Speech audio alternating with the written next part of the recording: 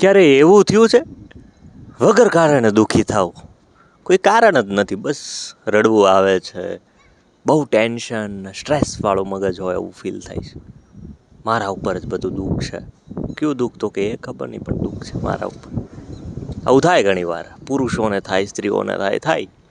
મને થયું છે ઘણી વાર. પણ એમાંથી બહાર કેમ નીકળવું ને તમને ખબર હોવી જોઈએ. એ સ્ટ્રેસમાંથી, એ દુઃખમાંથી. દુઃખ કારણ નથી, દુઃખ શું છે એ ખબર નથી, પણ દુઃખ છે.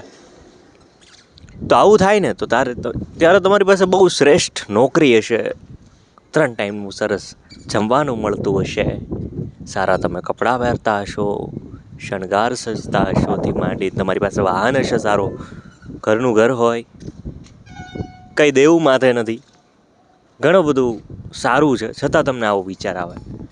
ત્યારે તમને વચ્ચે એવો વિચાર આવે કે ક્યાં સુધી આ જિંદગી, ક્યાં સુધી આ બધું સહન કરવું, ક્યાં સુધી જીવવું. અને આ વિચાર આવે ને ક્યાં સુધી જીવવું, ત્યારે હું કહું ને એ વિચાર અવશ્ય એકવાર કરવાનો. કયો વિચાર? તો એ વિચાર છે, એવું શું છે મારી પાસે જે બીજાનું સપનું છે?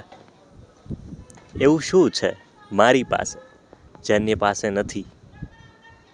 એવું શું છે જે હું અવગણી રહ્યો છું, અવગણી રહી છું, અને બીજાના માટે તરસે છે?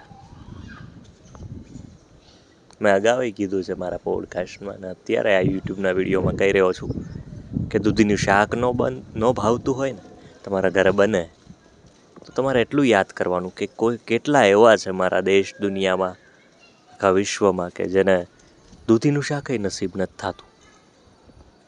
એને હાથ ફેલાવવો પડે છે 24 કલાક, મને કાંઈક ખાવા દો, મને કંઈક પૈસા આપો જેથી હું કંઈક ખાઉં, છતાં એને નથી મળતું. એમાંય કોમ્પિટિશન છે, ભીખમાંય કોમ્પિટિશન છે. ન ખબર હોય તો કહી દઉં, બાળકોથી માંડીને વૃદ્ધ સુધીના કેટલાય ભિખારીઓ છે, એમાંથી અડધા ભૂખ્યા રહે છે, અડધાને આદત પડી ગઈ છે ભૂખ્યા રહેવાની. એટલે તમને આ બધું મફત મળ્યું છે ને, એટલે આપણને ઘણીવાર એવું થાય, કદર ન હોય, આજુબાજુ હોય છતાં અવગણતા હોઈએ. પણ યાદ કરવાનું કે એવી કેટલી વસ્તુ છે, તો કે બાઈક છે, આ છે, ઘરનું ઘર છે, સારા કપડાં પહેરું છું, સારી રીતે જીવું છું. આ સારી જ જિંદગી કહેવાય.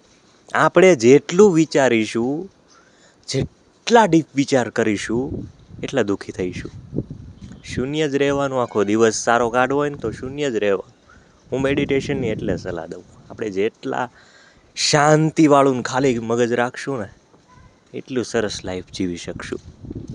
જે ભૂતકાળ વીતી ગયો છે, જે અતીત વીતી ગયું છે, એને યાદ કરીને શું કામ યાર વર્તમાન ખરાબ કરવું? અને જે ભવિષ્ય નક્કી જ નથી, જે ભવિષ્ય આવવાનું જ નથી, જે ભવિષ્ય એમ કહી શકાય કે જેનો ભરોસો જ ન કરી શકાય, એને શા માટે નક્કી કરીને આજનું વર્તમાન ખરાબ કરવું? કાલે શું થશે, કાલે શું થશે કરીને આજ બરબાદ કરી નાખવી. 244 જે લોકો પ્લેન દુર્ઘટનામાં જેમના અવસાન થયા, એમણે કંઈ વિચાર્યું હશે? હશે તો ખરા ને સપના ઘણા બધા જ સપના રાખ થઈ ગયા ને. ભ્રમ છે, ભવિષ્ય એક ભ્રમ છે. જીવન આજે જે તમે જીવ્યા નાની નાની ક્ષણોમાં હતું. કોઈ બાળકો સાથે તમે રમ્યા હશો, એમાં જીવન હતું. તમે રસોઈ કરતાં તમે કંઈક ખાધું કે કંઈક પીધું, એમાં જીવન છે. તમે કંઈ ગીત ગાયું કે તમે નાચ્યા, એમાં જીવન છે. તમે આજે કોઈની સાથે કલાકો સુધી વાત કરી, એમાં જીવન છે. બીજું ઘણું બધું આજે દિવસ દરમિયાન તમે નાની પળો જીવો છો, એમાં જીવન છે. તમે જે ભવિષ્ય ક્યાંક ચિઠ્ઠીમાં લખીને બેઠા છો, ક્યાંક ડાયરીમાં લખીને બેઠા છો, એ ભ્રમ છે. કદાચ સાકાર થઈ જશે તો સાકાર થયું હશે ત્યારે વર્તમાન જ ચાલતો હશે. એટલે વર્તમાન સારું જીવો, એટલે બધું જ ભવિષ્ય સારું જ આવશે. તો વાત બસ આ જ કરવી છે કે તમારી પાસે જે છે એની સાથે જીવતા શીખી જાઓ ને, અને દુઃખ જે છે દુઃખને સ્વીકારતા શીખી જાઓ ને તો તમારી જે આખી લોન છે જે ઈશ્વરે જે લોનના જીવનરૂપી લોનના જે નાના નાના દુઃખ સમા હપ્તા કરી દીધા છે ને એ ભરવાની મજા આવશે. જે દી માસ્ટર હપ્તું આવ્યું ને મરાઈ જશો. એટલે યાદ રાખો લોન ચૂકવવાની છે અને જે જે છે આજનો દિવસ એ સરસ ગયો. એવી રીતે આવતીકાલનો દિવસ એ સવારે જાગીને એવી પ્રાર્થના કરજો કે સરસ જાય અને જાશે. ભવિષ્ય વિચારવાનું નહીં, ભૂતકાળને ચોપડી મારી દેવાની. આજે હું કરું છું બસ એ યાદ રાખો. હો ને? હા બસ એમ.